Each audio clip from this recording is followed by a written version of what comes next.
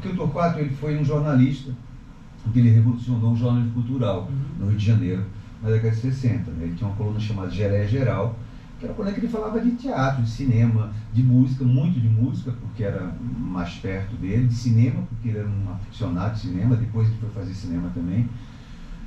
Mas ele comentava tudo que estava acontecendo, mas ele comentava sobre direitos autorais, ele comentava sobre desfile de escola de samba, ele comentava sobre alguém que estava sendo sacaneado, por exemplo, por algum produtor, alguma coisa assim, entendeu?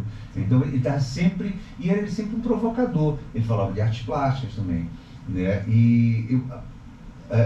Quando eu encontrei esse livro, que na verdade são 2 livros, são 2 tomos, do mesmo livro chamado Torquatalha. Um dos livros é só todas as colunas dele do Geleia Geral. E eu vi que dentro dessa coluna, Geleia Geral, tem muitos personagens, ele conta muita história, né? E ele faz a fala dos personagens, diz, olha, isso aqui dá para fazer uma obra de teatro, né? É engraçado.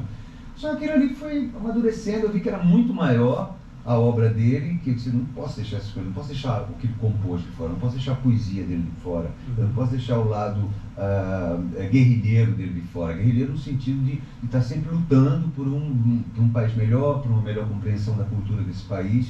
Então, eu comecei a fazer isso, mas como é que eu vou contar a história dele? Como é que eu vou falar disso? Fazer só um recital de poesia pode ser uma coisa muito chata, né? Eu adoro ler poesia, mas ouvir poesia para mim, eu tenho uma dificuldade. Ou é um ator muito legal fazendo aquilo, então fica meio chato, eu mesmo acho. Então eu disse, não quero fazer que ninguém ache chato isso.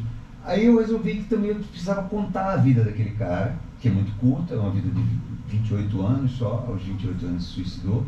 E a maneira que eu achei de contar foi usando a obra dele mesmo, entendeu? Usando a poesia dele, usando os textos que ele escrevia para o jornal, usando as entrevistas dele, usando o que ele falava, como era a vida dele. E aí eu fui montando tudo isso através da música, da poesia, das declarações dele, para que as pessoas tivessem um desenho muito a grosso modo do que era o Torquato Neto, de quem era o Torquato Neto. E é muito interessante isso, quando você fala na peça sobre o que a gente fala muito aqui sobre ter repertório.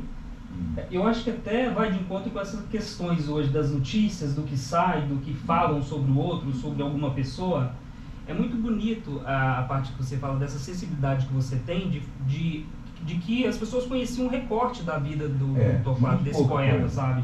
E conheciam uma parte que é uma parte sombra dele. Então ele vem e traz pra gente, muita gente não sabe, assim, dentro da notícia vai mostrar um Torquato, e aí, de repente quando ele aprofunda, ele traz tanta coisa bonita, né, na música. E não um homem que só vive.